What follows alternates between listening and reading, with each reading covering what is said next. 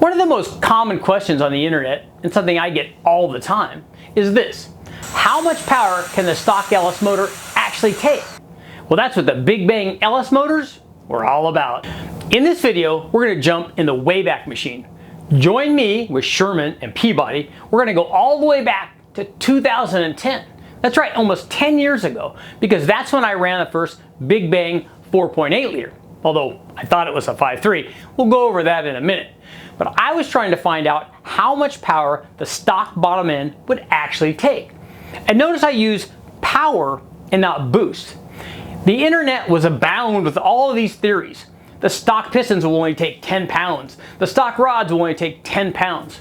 But the reality is, those internal components have no idea what boost pressure is. You see, boost pressure doesn't mean anything. If you apply 10 pounds to a stock motor, you're going to have a certain power level and a certain cylinder pressure. If you apply that same boost to a modified motor, both those numbers are going to be up. More cylinder pressure and more power. So what I wanted to find out in the original Big Bang test was how much power the stock bottom end would take. For me, this first Big Bang test was actually a mistake. Now, we tested a 4.8 liter, but the whole time I thought it was a 5.3. You see, I got it from the junkyard, convinced it had to be a 5.3, right? Because that's what they all are. Now, it never dawned on me that it was going to be a 4.8. I took the whole thing apart, and I know what you guys are thinking. That's not a stock bottom end anymore. You guys took it apart. Well, we actually made some changes to it. I surfaced the deck, and we honed the block. So you guys have your own definition of what stock bottom end is. But on this first Big Bang, all I wanted to find out was how much power those stock components would take. So it's a stock block, stock crank, stock Gen 3 rods, and stock Gen 3 pistons. I even reused the factory rings. Even though I honed the cylinders, I still used the factory rings. We just added ring gap to them. Now, that's the important thing. A lot of guys say, oh, I blew up my pistons. Those pistons are weak. I blew them up at 10 pounds. Well, you probably detonated it. The other thing you can do is you can pinch the ring lands. So you can break the ring land on the piston by pinching the rings. What happens is they heat up, all the factory ring gap goes away, which is usually around 14 or 15 thousandths. You use up all the factory ring gap, they butt together, season the bore momentarily, and then they snap the ring land on that piston. It's not because the piston's weak, it's because you didn't have enough ring gap. So on our Big Bang stuff, we run between 28 and 30 thousandths. Actually, on that first one, 30 thousandths was the go, no-go thing. It may have even been more than that. I really didn't care. I measured one, put it in there, figured out how much I had to take off, and we took off at least that much on all of them. Never even did them individually. We just took a bunch off and put them in, and it was all good. So after assembling that stock short block, I wanted this combination to make power. See, I knew we were going to run a lot of boost. We had two turbos. We were going to turn them all the way up. But I also wanted this combination to make boost. I didn't want to just run it on a stock motor. So to that end, I took the stock bottom end, added a different camshaft, a set of ported heads, and a fast intake. Now here's an important note on that fast intake. A lot of guys, for some reason, don't want to run it because they're afraid that they'll leak. Now, we've run as much as 28 pounds on this, and we've run over 25 a ton of times on these things, and I've never had one leak. I'm not saying they don't. I'm not saying you haven't experienced that. I'm just telling you, we run them all the time under boost, and I've never had any of them leak. Let me know your thoughts. Make a comment. In addition to that fast manifold, I also made two other changes to that Big Bang motor. I installed a healthy camshaft and a set of ported cylinder heads. For the cylinder heads, I relied on a set of 706 heads we sent to Total Engine Airflow. Now, they performed their stage 2 porting, and it worked very well. I like the 706 heads, especially when they're ported, and I especially like them on these small bore motors. Now, for the camshaft, I installed a Comp XER 281 cam, which, in my opinion, was not ideal for this combination. But you know what? Just like with everything else, sometimes you got to run what you have. And I had that camshaft laying around. We'd use it on other testing, so I thought, hey, this is an LS, that's an LS cam. In it went, and that's what we used for the test. So far on the list, I have camshaft and the exhaust tubes running to the turbos of things I'd like to change. Well, let's add a couple more to that list. One of them is the exhaust exiting the turbo. On those CX Racing turbos, they had 3-inch exhaust, a short section. And that worked okay, but I think we could have had even more power if I would have made a cone going from the 3 out to a 3.5 or even a 4-inch. You see, there's no such thing as too much exhaust flow coming out of the turbo. Now, speaking of things on the list, let's take a look at the turbos themselves. Now, the 76mm turbos from CX Racing are just things that I had, but they're far from ideal. I mean, they worked and they made good power and they're inexpensive, so a lot of guys like them. But I think on that 4.8, if we would have had real Borg Warner turbos, maybe S475s like we had on the later Big Bang motors, or maybe something a little smaller for the 4.8, we could have made more power. The final thing is the intercooler. Now on this test, like everything else, I ran an air-to-water intercooler. But on the 4.8, I ran dyno water, ambient dyno water through the intercooler. And on the later ones, I had ice water. So the 4.8 definitely could have made more power with ice water. So let's check out the results and then get to our conclusion. Okay, here's where things got started with the Big Bang 4.8 liter, again, which we thought was I thought was a 5.3 liter. But this should have been my first clue. If we take a look at the power curve of this thing, now it was a stock bottom end, basically with a ring gap, and we had the ported 706 heads from Total Engine Airflow, that comp 281 cam, and the fast intake.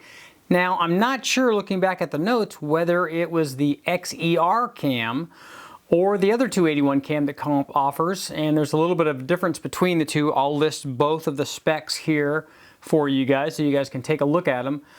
But I don't think that cam worked very well on this particular application. Let me show you why. So if we take a look at another 4.8 that I ran, take a look at the red line. See how much more power it made through most of the curve after 4,500. Now these both had a fast intake. These both had the same ported TEA 706 heads. The only difference was the red one had a 224, 232 crane cam, and this other one had either the XER or the standard 281 cam. I'm not sure. So I think that there's definitely more power to be had from this 4.8 naturally aspirated even before we begin. So remember, more power NA is going to equal more power under boost. So now let's take a look at what happens when we added the two 76mm from CX Racing and the air-to-water intercooler. Okay, there's nothing we can do about it now. Obviously, this is the way that we ran it. We ran it making 450 horsepower, 449.7 out at 7,000 RPM. And that should have told me that this little motor was actually indeed a 4.8 and not a 5.3, making peak power way out there. But here's what happened when we started to add boost. Now we had the twin 76mm from CX Racing and the air-to-water intercooler running dyno water. As you can see, it says 5.3 on all those because we thought it was a 5.3. So we started out conservative. That's 8.7 pounds. You can see we got a big jump in power. 625 horsepower. Yeah, no problem. Easy peasy. Now let's go up a little bit more.